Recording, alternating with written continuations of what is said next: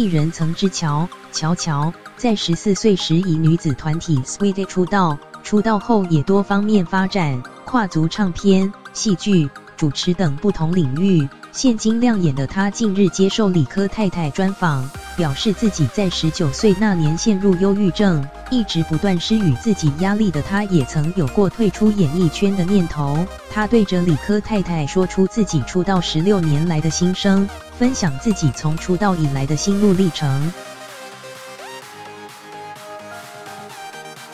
现年30岁的曾之乔近日接受 YouTube 理科太太专访，表示在出道时对自己很没自信，给自己的压力带到比山还大，因为认为自己不够好。他对于每件事都过度用力和竞争，导致在19岁那年罹患忧郁症。但当时青涩的他却认为这是成功的必经之路，直到开始出现失眠、掉头发、对食物失去兴趣，甚至出现片段性失忆的症状，才让他惊觉自己的状况早已不对劲。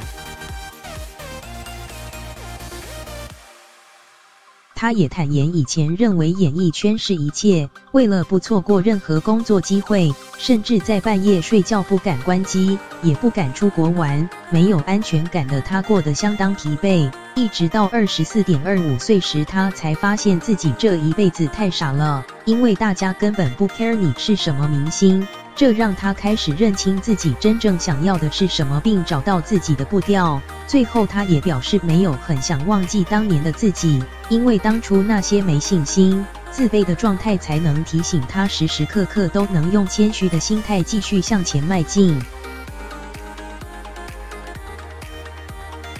实习编辑斜线李佳莹。